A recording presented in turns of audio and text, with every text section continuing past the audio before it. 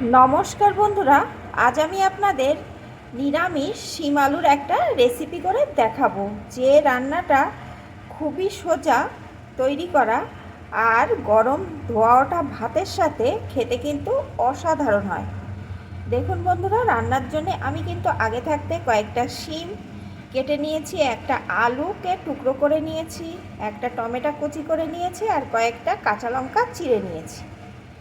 এখন আমি এই নিরামিষ শিম আলুর সহজ টেস্টি রেসিপিটা কিভাবে করি, প্লিজ বন্ধুরা রেসিপিটি দেখতে হলে একটা লাইক দিয়ে শুরু করুন। প্রথমে আমি এই শিম আলুটা একটু জলে ভাপ দিয়ে নেব। আপনারা ভাপ না দিয়েও করতে পারেন, তবে যেহেতু শিমে প্রচুর পরিমাণে কীটনাশক ব্যবহার হয় চাষের সময়, তাই একটু গরম জলে ভাপ দিয়ে নিলে কিন্তু খেতে খুব ভালো হবে, আবার কীটনাশকের প্রভাবটাও কিছুটা হলেও কমবে। তাহলে বন্ধুরা, আমি ভাপ দিয়ে নিয়ে ফিরে আসছি।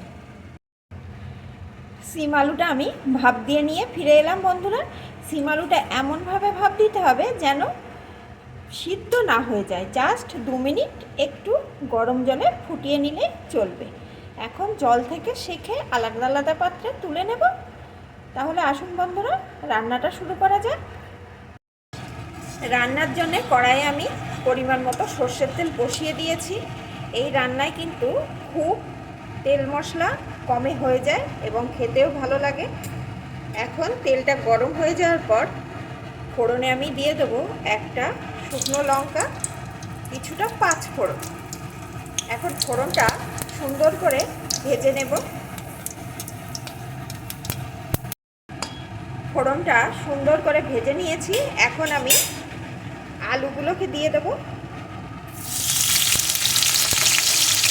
আলুগুলো প্রথমে সুন্দর করে ভেজে নেব।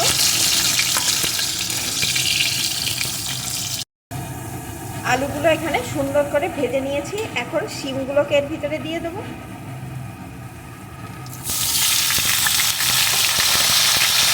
শিমটাও বেশ কিছুক্ষণ সুন্দর করে ভেজে নেব।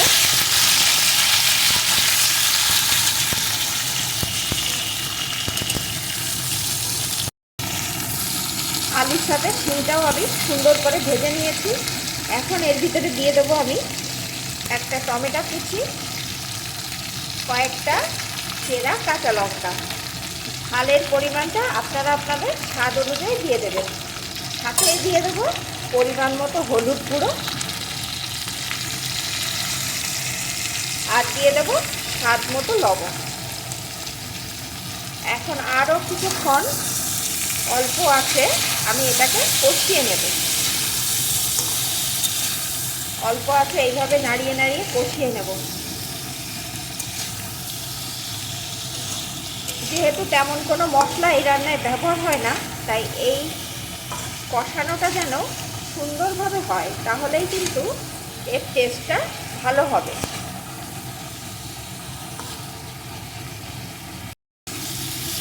লো আছে এইভাবে নাড়িয়ে বেশ কিছুক্ষণ কিন্তু আমি কষিয়ে নিয়েছি। দেখুন বন্ধুরা, এখানে আলু শিম সব ভালো রকম সিদ্ধ হয়ে গেছে। এখন আমি এর ভিতরে দিয়ে দেবো পরিমাণ মতো জল। বন্ধুরা, এখানে কিন্তু আমি উষ্ণ গরম জল দিয়ে দিচ্ছি। জলটা একটু বেশি পরিমাণেই দিলাম, কারণ এই রান্নাটা কিন্তু ঝোল ঝোল হবে। এখন কিছুক্ষণ ফুটিয়ে নেব। বেশ কিছুক্ষণ আমি ফুটিয়ে নিয়েছি। এখন আমি এর ভিতরে দিয়ে দেব ভাজা জিরের গুঁড়ো, যেটা আমি আগে থাকতে গুঁড়ো করে রেখেছিলাম। গোটা জিরে শুকনো কড়াই ভেজে গুঁড়ো করে নেওয়া। সাথেই দিয়ে দেব ধনেপাতা কুচি। একটু মিশিয়ে নেব। এখন কিন্তু এই নিরামিষ শিম আলুর পাতলা ঝোল আমার একদম রেডি। বন্ধুরা, গরম ধোয়া ওঠা ভাতের সাথে এরকম এক বাটি তরকারি হলে আর কোনো কিছুর দরকার পড়বে না। রান্নাটা কিন্তু করা একদমই সোজা আর খেতে হয় অসাধারণ। তাহলে বন্ধুরা, আমার এই নিরামিষ শিম আলুর পাতলা ঝোলের রেসিপি আপনাদের কেমন লাগলো প্লিজ কমেন্ট করবেন। ভালো লাগলে কিন্তু অবশ্যই লাইক শেয়ার করে দেবেন। আর আপনারা কিন্তু অবশ্যই এইভাবে একবার শিম আলু রান্না করে খেয়ে দেখবেন। অনেকে তো অনেক রকম মশলা দিয়ে খান, তবে এইভাবে সাধারণভাবে একবার খেয়ে দেখবেন, অসাধারণ টেস্ট লাগে।